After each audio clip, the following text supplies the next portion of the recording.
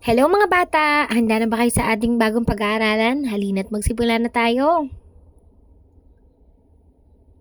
Tayo ngayon ay nasa ikatlong linggo na ng ating pag-aaral sa quarter 3. At ang ating mensahe ngayong araw na to ay nalalaman ko ang mga pangalan ng mga pangkaraniwang hayop sa bukid.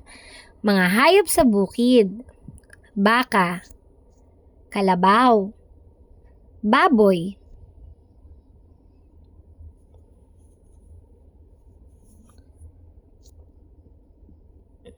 bibe, kabayo, tandang, inahing manok, tupa, kambing. Isa pa mga bata, balikan natin ano-ano ang mga hayop sa bukid. Ngayon, oras na para sa gawain.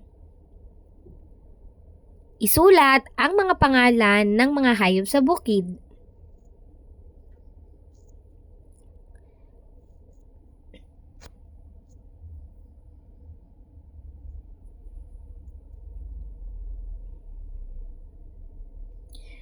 Pagkilala sa mga letra.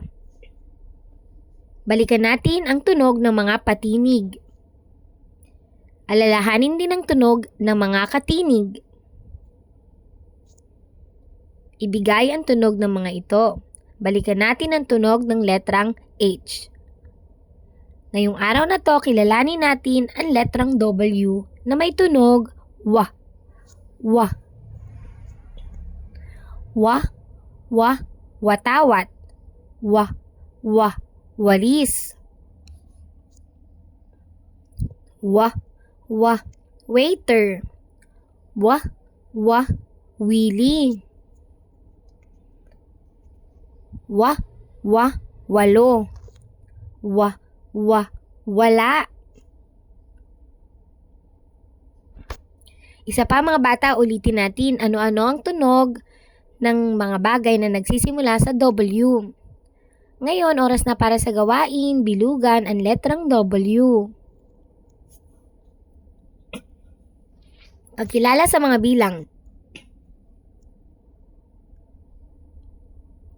Balikan natin ang bilang 13 o 13.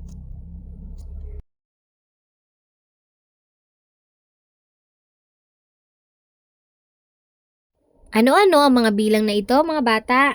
Ulitin nyo nga.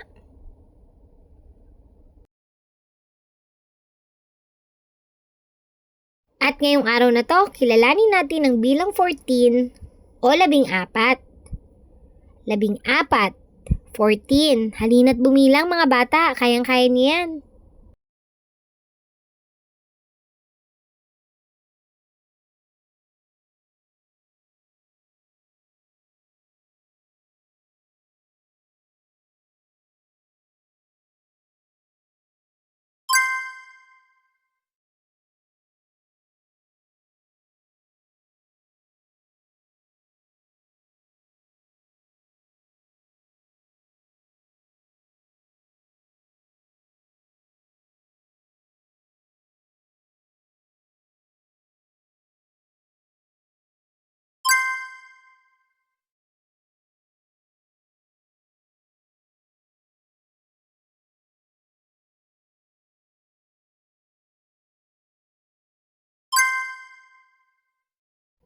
Ano-ano ang kulay 14 o 14?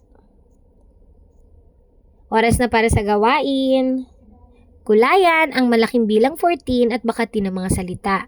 Para naman sa ating wrap-up time, mga bata, ngayong araw na to, natutunan ninyo ang mga pangalan ng hayop na makikita sa bukid. Pinag-aralan din natin ang tunog ng letrang W. At pinag-aralan natin ang bilang 14 o 14. Hanggang sa muli mga bata, paalam!